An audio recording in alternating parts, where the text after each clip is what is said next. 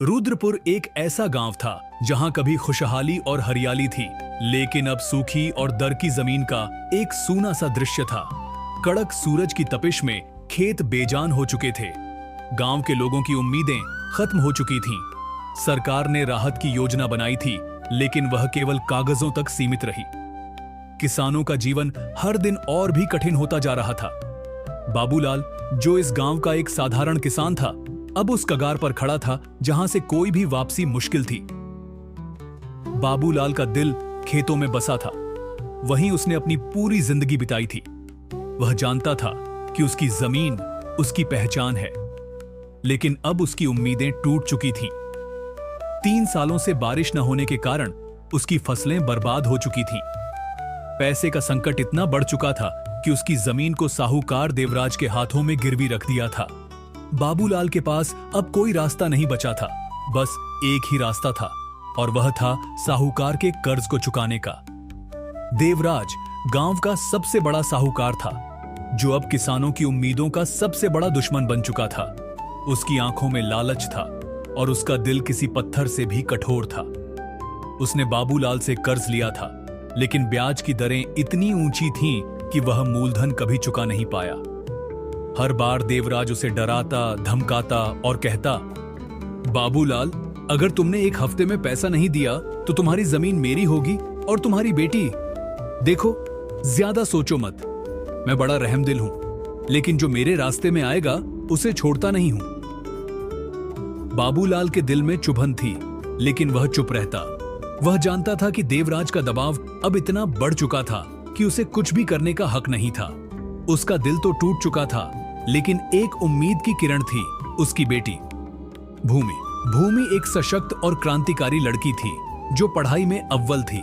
उसने कभी बाबूलाल को यह महसूस नहीं होने दिया कि वह उसे अकेला छोड़ देगी।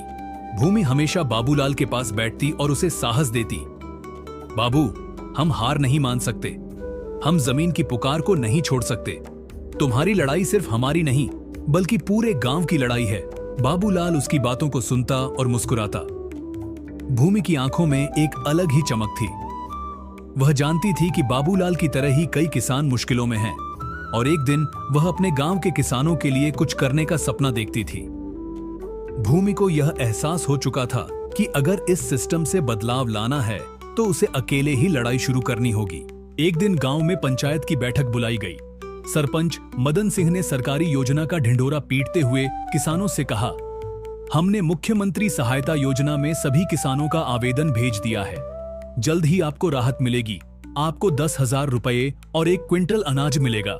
लेकिन भूमि, जो हमेशा सच को जानने की कोशिश करती थी, उसने सरपंच से सवाल किया, सरपंच जी, ये वही योजना है जो पिछले साल भी आई थी और जिसका पैसा आपकी जेब में गया था? इस सवाल ने पूरे पंचायत में हलचल मचा दी। लोग सरपंच की ओर देख रहे थे। सरपंच को लगा जैसे उसकी पोल खुल गई हो, लेकिन उसने बात घुमा दी। अरे, पिछली बार कुछ गड़बड़ी हो गई थी, लेकिन इस बार सब कुछ सही होगा। भूमि का गुस्सा अब अपने चरम पर था।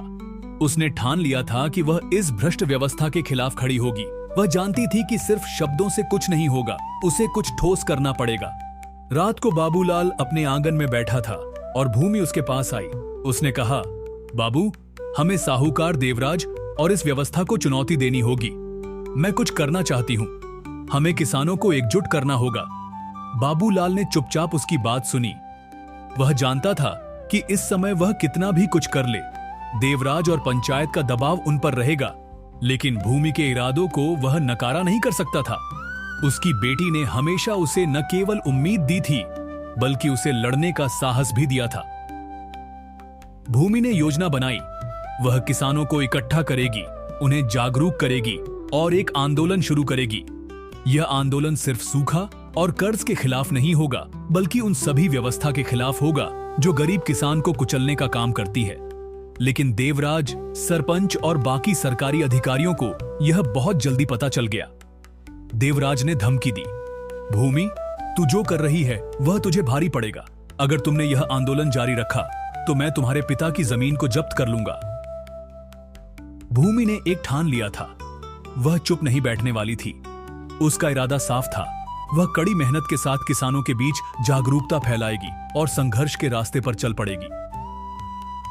वह जानती थी कि रास्ता कठिन होगा, लेकिन अगर उसे एक कदम भी पीछे हटना पड़ा तो इसका मतलब था कि उसने अपनी जमीन, अपने किसानों और अपने परिवार की उम्मीदों को छोड़ दिया। भूमि के दिल में एक आग जल रही थी। उसने तय कर लिया था कि वह खड़ी होगी और किसी भी कीमत पर किसानों के हक की लड़ाई लड़ेगी। उसने बाबूलाल से कहा, बाबू, मैं जानती हूं कि यह रास्ता कठिन है, लेकिन अगर हम नहीं लड़े तो हम हमेशा के लिए हार जाएंगे। हमें सिर्फ अपनी जमीन और हमारे हक की लड़ाई नहीं करनी है, बल्कि हमें अपने गांव की शान और अस्मिता को भी बचाना है।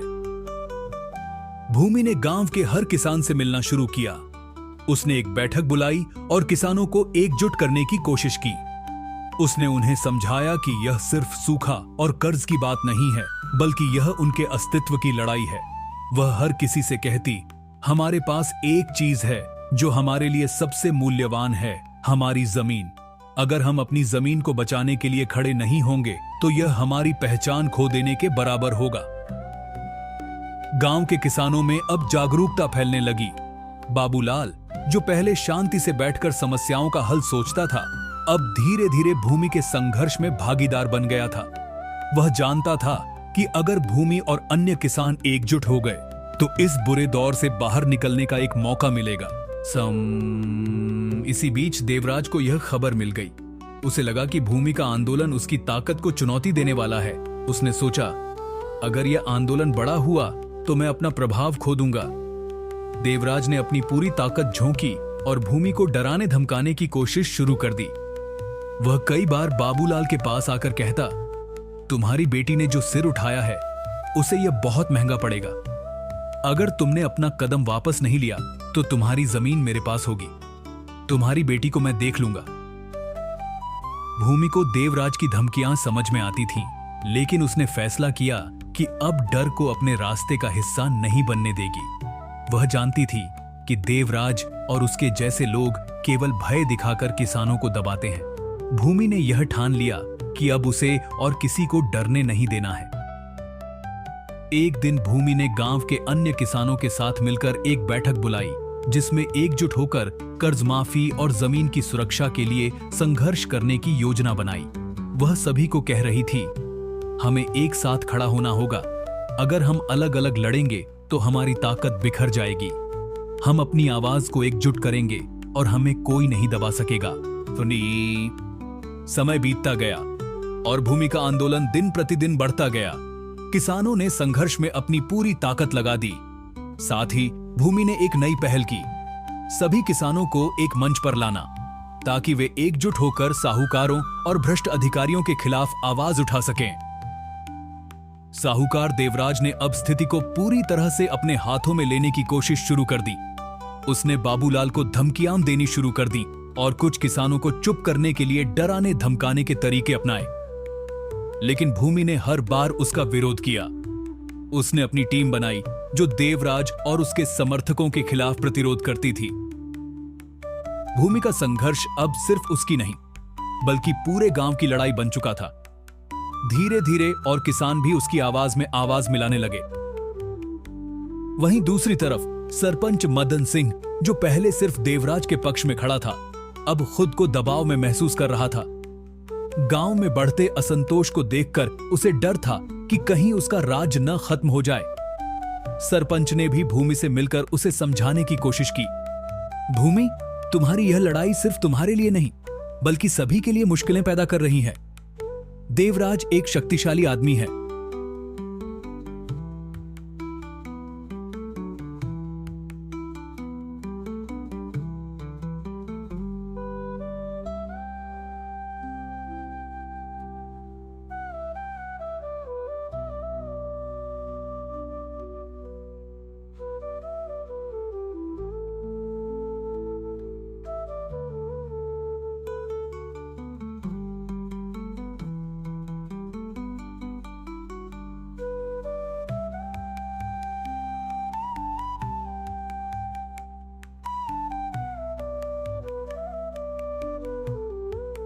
भूमि के दिल में एक आग जल रही थी।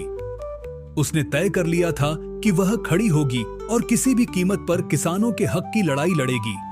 उसने बाबूलाल से कहा, बाबू, मैं जानती हूं कि यह रास्ता कठिन है, लेकिन अगर हम नहीं लड़े तो हम हमेशा के लिए हार जाएंगे। हमें सिर्फ अपनी जमीन और हमारे हक की लड़ाई नहीं करनी है, बल्कि हमें अपने गांव की शान और अस्मिता को भी बचाना है। भूमि ने गांव के हर किसान से मिलना शुरू किया। उसने एक बैठक बुलाई और किसानों को एकजुट करने की कोशिश की। उसने उन्हें समझाया कि यह सिर्फ सूखा और कर्ज की बात नहीं है, बल्कि यह उनके अस्तित्व की लड़ाई है। वह हर किसी से कहती, हमारे पास एक चीज है जो हमारे लिए सबसे मूल्यवान है, हमारी जमीन। अगर हम अपनी जमीन को बचाने के लिए खड़े नहीं होंगे तो यह हमारी पहचान खो देने के बराबर होगा। गांव के किसानों में अब जागरूकता फैलने लगी। बाबूलाल, जो पहले शांति से बैठकर समस्याओं का हल सोचता था, अब धीरे धीरे भूमि के संघर्ष में भागीदार बन गया था। वह जानता था कि अगर भूमि और अन्य किसान एकजुट हो गए तो इस बुरे दौर से बाहर निकलने का एक मौका मिलेगा। इसी बीच देवराज को यह खबर मिल गई। उसे लगा कि भूमि का आंदोलन उसकी ताकत को चुनौती देने वाला है। उसने सोचा, अगर यह आंदोलन बड़ा हुआ तो मैं अपना प्रभाव खो दूंगा। देवराज ने अपनी पूरी ताकत झोंकी और भूमि को डराने धमकाने की कोशिश शुरू कर दी। वह कई बार बाबूलाल के पास आकर कहता, तुम्हारी बेटी ने जो सिर उठाया है उसे यह बहुत महंगा पड़ेगा। अगर तुमने अपना कदम वापस नहीं लिया तो तुम्हारी जमीन मेरे पास होगी। तुम्हारी बेटी को मैं देख लूंगा। भूमि को देवराज की धमकियां समझ में आती थीं, लेकिन उसने फैसला किया कि अब डर को अपने रास्ते का हिस्सा नहीं बनने देगी। वह जानती थी कि देवराज और उसके जैसे लोग केवल भय दिखाकर किसानों को दबाते हैं। भूमि ने यह ठान लिया कि अब उसे और किसी को डरने नहीं देना है। एक दिन भूमि ने गांव के अन्य किसानों के साथ मिलकर एक बैठक बुलाई, जिसमें एकजुट होकर कर्ज माफी और जमीन की सुरक्षा के लिए संघर्ष करने की योजना बनाई। वह सभी को कह रही थी, हमें एक साथ खड़ा होना होगा। अगर हम अलग अलग लड़ेंगे तो हमारी ताकत बिखर जाएगी। हम अपनी आवाज को एकजुट करेंगे और हमें कोई नहीं दबा सकेगा। समय बीतता गया और भूमि का आंदोलन दिन प्रतिदिन बढ़ता गया। किसानों ने संघर्ष में अपनी पूरी ताकत लगा दी।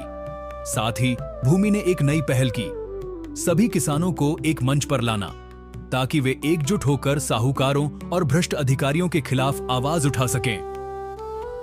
साहूकार देवराज ने अब स्थिति को पूरी तरह से अपने हाथों में लेने की कोशिश शुरू कर दी। उसने बाबूलाल को धमकियां देनी शुरू कर दी और कुछ किसानों को चुप करने के लिए डराने धमकाने के तरीके अपनाए, लेकिन भूमि ने हर बार उसका विरोध किया। उसने अपनी टीम बनाई जो देवराज और उसके समर्थकों के खिलाफ प्रतिरोध करती थी। भूमि का संघर्ष अब सिर्फ उसकी नहीं, बल्कि पूरे गांव की लड़ाई बन चुका था। धीरे धीरे और किसान भी उसकी आवाज में आवाज मिलाने लगे। वहीं दूसरी तरफ सरपंच मदन सिंह, जो पहले सिर्फ देवराज के पक्ष में खड़ा था, अब खुद को दबाव में महसूस कर रहा था। गांव में बढ़ते असंतोष को देखकर उसे डर था कि कहीं उसका राज न खत्म हो जाए। सरपंच ने भी भूमि से मिलकर उसे समझाने की कोशिश की। भूमि, तुम्हारी यह लड़ाई सिर्फ तुम्हारे लिए नहीं, बल्कि सभी के लिए मुश्किलें पैदा कर रही है। देवराज एक शक्तिशाली आदमी है, उसे चुनौती देना आसान नहीं है। भूमि ने चुपचाप सरपंच की बात सुनी और फिर कहा, सरपंच जी, अगर हम सच के साथ खड़े नहीं होंगे तो क्या हम हमेशा इसी तरह दबे रहेंगे? मुझे तो लगता है कि अब या तो हमें डर को खत्म करना होगा या फिर अपने आत्मसम्मान को खो देना होगा। भूमि का साहस अब और भी बढ़ गया था। उसने सभी किसानों से कहा, हमारे पास जो शक्ति है वह है हमारा ईमानदारी और एकजुटता। देवराज और उसकी ताकत हमें डरा सकती है, लेकिन हमारी ताकत हम खुद हैं। हम अपनी जमीन और अपने अधिकारों के लिए लड़ेंगे। भूमि के इस आंदोलन ने पूरे गांव में हलचल मचा दी। उसके नेतृत्व में किसान अब अपने हक के लिए आवाज उठा रहे थे और देवराज का दबाव धीरे धीरे कम होने लगा। वहीं बाबूलाल ने मन ही मन महसूस किया कि उसकी बेटी ने जिस तरह से सबको एकजुट किया, वह उसे प्रेरणा दे रही थी। वह जानता था कि यह संघर्ष आसान नहीं होगा, लेकिन अगर वे हार गए तो उनकी पहचान और अस्मिता खत्म हो जाएगी। भूमि और उसके किसान साथी अब एक नई उम्मीद के साथ लड़ाई में जुटे थे। यह लड़ाई सिर्फ एक किसान की नहीं, बल्कि सभी किसानों की लड़ाई बन चुकी थी। भूमि और उसके साथी किसानों का आंदोलन अब गांव की सीमाओं को पार करने लगा था। हर दिन नए लोग जुड़ते जा रहे थे भूमि ने अपने संगठन को और मजबूत किया। उसने सभी किसानों को सिखाया कि सिर्फ आक्रोश और गुस्से से कोई बदलाव नहीं आएगा, बल्कि सूझबूझ, योजना और एकजुटता से ही वे सफलता हासिल कर सकते हैं। भूमि की ये बातें अब सभी किसानों के दिलों में बैठ चुकी थीं। बाबूलाल, जो पहले किसी भी संघर्ष में भाग लेने से डरते थे, अब अपनी बेटी की बहादुरी देखकर खुद भी न केवल संघर्ष में शामिल हो गया, बल्कि उसने अपनी पुरानी जमीन पर काम करने के नए तरीके भी अपनाए। उसने भूमि से कहा, तुम्हारी बातें अब मेरी भी आदत बन गई हैं। भूमि, अब हम सब मिलकर सिर्फ अपनी जमीन और भविष्य के लिए नहीं, बल्कि पूरी व्यवस्था को बदलने के लिए खड़े हैं। गांव के सभी किसान अब भूमि के नेतृत्व में कर्ज माफी, सरकारी योजनाओं की सही तरीके से क्रियान्वयन और साहूकारों के खिलाफ एकजुट हो गए थे। भूमि ने आंदोलन को अगले स्तर पर ले जाने के लिए एक रणनीति बनाई। अब उनका उद्देश्य केवल देवराज और उसकी कड़ी का विरोध नहीं था, बल्कि वे किसानों के लिए एक स्थायी समाधान चाहते थे, ताकि भविष्य में ऐसी समस्याएं फिर से ना हों। भूमि ने गांव के हर घर में जाकर किसान भाइयों से एकजुट होने की अपील की। उसकी बातों में एक सच्चाई और ताकत थी जो हर किसी के दिल में उतर गई। धीरे धीरे गांव के छोटे बड़े किसान सब एकजुट हो गए। वे अपने कर्ज को लेकर, अपनी जमीन की सुरक्षा के लिए और अपने भविष्य के लिए संघर्ष करने के लिए तैयार थे।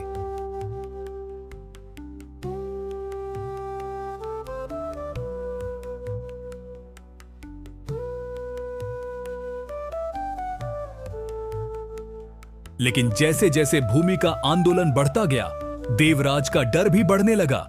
उसे लगा कि अगर यह आंदोलन सच में बड़ा हो गया तो उसकी सत्ता खत्म हो सकती है। उसने अपने गुंडों को भेजकर किसानों को डराने धमकाने की कोशिश की। एक रात कुछ गुंडे बाबूलाल के घर पहुंचे और धमकी दी, अगर तुमने यह आंदोलन जारी रखा तो तुम्हारी जमीन पर कब्जा कर लेंगे और तुम्हें कहीं का नहीं छोड़ेंगे। बाबूलाल और भूमि दोनों ही जानते थे कि यह उनका आखिरी मौका है। भूमि ने साहस दिखाते हुए उन गुंडों से कहा, तुम लोग हमें डराने का जो सपना देख रहे हो वह कभी पूरा नहीं होगा। हमारी आवाज को कभी दबाया नहीं जा सकता। अब हम तुम्हारी तानाशाही को खत्म करने के लिए खड़े हैं। गुंडों का एक समूह डर से वापस लौट गया, लेकिन देवराज ने यह फैसला किया कि अब सीधे तौर पर भूमि और उसके आंदोलन को खत्म करना ही उसका अंतिम उपाय है। उसने एक बड़ा षड्यंत्र रचा। देवराज ने अपने प्रभाव में आने वाले सरपंच मदन सिंह और कुछ भ्रष्ट सरकारी अधिकारियों को अपने साथ मिलाया। उसने योजना बनाई कि भूमि को किसी भी तरीके से कानूनी तरीके से हराया जाए, ताकि उसे किसानों का समर्थन खोने का डर न हो। सरपंच मदन सिंह ने भूमि के खिलाफ एक मामला दर्ज करवा दिया। उसने आरोप लगाया कि भूमि और उसके साथी किसानों ने सार्वजनिक संपत्ति को नुकसान पहुंचाया है। यह मामला जैसे ही अदालत तक पहुंचा, भूमि और उसके साथियों को गिरफ्तार करने के आदेश मिल गए। लेकिन भूमि ने हार नहीं मानी। उसने इस गिरफ्तारी को एक मौके के रूप में लिया। जब उसे गिरफ्तार किया गया तो वह अदालत में खड़ी होकर बोली, हमारी जमीन हमारी अस्मिता है और हम इसे किसी भी कीमत पर नहीं छोड़ेंगे। आप हमें जेल में डाल सकते हैं, लेकिन हमारे संघर्ष को कभी खत्म नहीं कर सकते। भूमि की इस बहादुरी को देखकर पूरे गांव में एक नई जागरूकता आई। किसानों ने कोर्ट के बाहर प्रदर्शन करना शुरू किया। धीरे धीरे देश भर से लोगों ने इस संघर्ष को समर्थन दिया। मीडिया ने भी इस मामले को उठाया और गांव के संघर्ष को हर जगह फैलाया। सरकार और प्रशासन दबाव में आ गए। देवराज को लगा कि यह स्थिति उसके लिए और भी मुश्किलें खड़ी कर सकती है। उसने सोचा कि अगर वह अब भी नहीं पीछे हटता तो उसे राजनीति में अपनी स्थिति खोनी पड़ सकती है। आखिरकार देवराज को मजबूर होकर भूमि के सामने झुकना पड़ा। उसने अदालत में स्वीकार किया कि उसने किसानों से धोखाधड़ी की थी और सभी किसानों के कर्ज को माफ करने की घोषणा की। भूमि और उसके संघर्ष ने एक नई दिशा दिखाई। किसानों को यह एहसास हुआ कि अगर वे एकजुट होकर संघर्ष करें तो वे अपने हक के लिए जीत सकते हैं। भूमि की मेहनत, साहस और संघर्ष ने पूरे गांव को न केवल बुरे वक्त से उबारा, बल्कि उसने उन्हें यह भी सिखाया कि एकजुटता से किसी भी कठिनाई का सामना किया जा सकता है। बाबूलाल ने भी खुशी के आंसुओं के साथ अपनी बेटी को गले लगाया। भूमि और बाबूलाल ने अपने गांव को एक नई दिशा दी। उन्होंने किसानों के लिए एक स्थायी समाधान तलाशने की योजना बनाई। जल संरक्षण, खेती में नवाचार और किसानों की सही आवाज को सरकार तक पहुंचाना। भूमि के आंदोलन ने पूरे इलाके में न केवल किसानों के अधिकारों की रक्षा की, बल्कि उन्हें एक नई उम्मीद दी। अब वे केवल अपने हक के लिए नहीं, बल्कि समाज में बदलाव के लिए भी खड़े थे। भूमि का यह संघर्ष आज भी लोगों के दिलों में जीवित है और वह एक प्रेरणा बन चुकी है, जिसने यह साबित किया कि अगर मन में दृढ़ संकल्प हो तो किसी भी समस्या को हराया जा सकता है। भूमि और उसके किसानों की विजय केवल एक स्थानीय घटना नहीं बन गई थी, बल्कि यह पूरे क्षेत्र में एक मिसाल बन चुकी थी।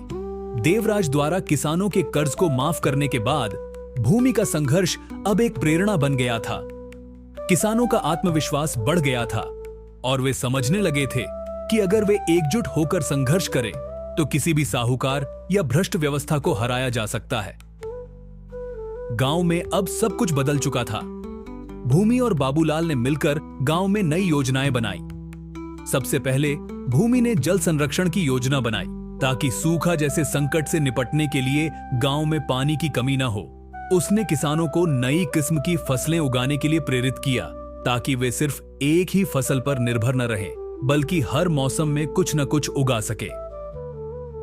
भूमि ने यह भी समझाया कि सरकारी योजनाओं का सही तरीके से लाभ उठाने के लिए किसान एकजुट रहे। उसने गांव में एक सहकारी समिति बनाई जो किसानों को बीज, उर्वरक और पानी की सही व्यवस्था प्रदान करती थी। इस सहकारी समिति का उद्देश्य किसानों को एक दूसरे से जोड़ना और उनकी जरूरतों के अनुसार सही संसाधन प्रदान करना था। बाबूलाल और अन्य किसानों ने भी भूमि की मदद से खेती के नए तरीके अपनाए। उन्होंने पुराने परंपरागत तरीकों को छोड़कर आधुनिक कृषि तकनीकों को अपनाया। इससे न केवल उनकी फसलें बेहतर हुईं, बल्कि उन्होंने कम पानी और समय में ज्यादा उत्पादन हासिल किया। अब बाबूलाल और उसकी पूरी टीम न केवल अपनी जमीन को बचा पाए, बल्कि उनकी जमीन अब फल फूल रही थी। साहूकार देवराज की स्थिति अब पहले जैसी नहीं रही। उसकी शक्ति और प्रभाव धीरे धीरे घटने लगा। वह समझ गया था कि अब वह किसानों पर दबाव नहीं बना सकता। उसने बहुत कोशिश की, लेकिन भूमि के नेतृत्व में किसानों ने हर बार उसकी चालों को नाकाम कर दिया। आखिरकार देवराज को अपनी हार स्वीकार करनी पड़ी और उसने अपने सभी अनुशासन को त्याग दिया। उसकी तानाशाही अब खत्म हो चुकी थी। भूमि का नाम अब पूरे इलाके में सम्मान से लिया जाने लगा था। उसके संघर्ष और समर्पण ने उसे एक नायक बना दिया था। हर किसान को अब यह यकीन हो गया था कि अगर वे संगठित होकर अपने अधिकारों के लिए खड़े होंगे तो कोई भी ताकत उन्हें नहीं हरा सकती।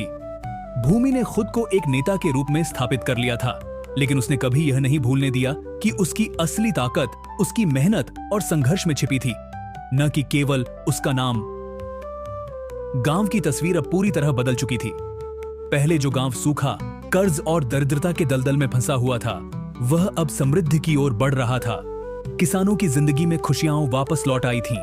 बच्चों के चेहरों पर अब मुस्कान थी और किसान अपने गांव को एक नई दिशा में लेकर बढ़ रहे थे। भूमि ने अपने पिता बाबूलाल से एक दिन कहा, पापा, यह जो कुछ भी हुआ वह किसी एक आदमी की कोशिश नहीं थी। यह तो सब किसानों की एकजुटता का परिणाम है। हम सभी ने मिलकर इसे संभव किया।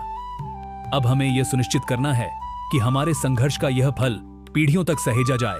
दियो। बाबूलाल ने अपनी बेटी को गले लगाते हुए कहा, तुमने जो किया वह हम सबके लिए एक उदाहरण बन चुका है। तुम्हारी मेहनत और समर्पण ने हमें यह सिखाया कि सही समय पर सही कदम उठाना कितना जरूरी होता है। अब भूमि का अगला लक्ष्य था कि वह अपने गांव को न केवल आर्थिक दृष्टि से बल्कि सांस्कृतिक और सामाजिक दृष्टि से भी समृद्ध करे। उसने एक कार्यक्रम की योजना बनाई जिसमें किसानों और गांव के बच्चों को उनके अधिकारों, शिक्षा और खेती के बारे में जागरूक किया जाएगा। उसने यह सुनिश्चित किया कि सभी किसान अपने बच्चों को शिक्षा दिलवाएं ताकि आने वाली पीढ़ी का जीवन बेहतर हो सके। भूमि ने उन लोगों को भी अपने साथ जोड़ा जो पहले संघर्ष से डरते थे। अब पूरी दुनिया जानने लगी थी कि एक किसान की बेटी ने केवल अपनी जमीन को बचाने के लिए नहीं, बल्कि पूरी व्यवस्था को बदलने के लिए संघर्ष किया था। भूमि के आंदोलन ने न केवल उसके गांव को बदल दिया, बल्कि यह एक संदेश बन गया जो पूरे देश के किसानों के लिए प्रेरणा का स्रोत बन गया। उन्होंने यह साबित कर दिया कि अगर किसी में दृढ़ संकल्प हो और अगर लोग एकजुट हों तो वे किसी भी शक्ति को हराने में सक्षम होते हैं। भूमि की कहानी अब एक किंवदंती बन चुकी थी जो हर उस व्यक्ति को प्रेरित करती थी जो समाज में बदलाव लाने के लिए संघर्ष कर रहा था। उसने यह सिद्ध कर दिया कि असली ताकत हमारी एकजुटता, मेहनत और सही रास्ते पर चलने की हिम्मत में होती है। उसकी संघर्ष की गाथा आज भी हर किसान, हर युवा और हर उस व्यक्ति के दिल में जीवित है जो समाज में सकारात्मक बदलाव लाना चाहता है।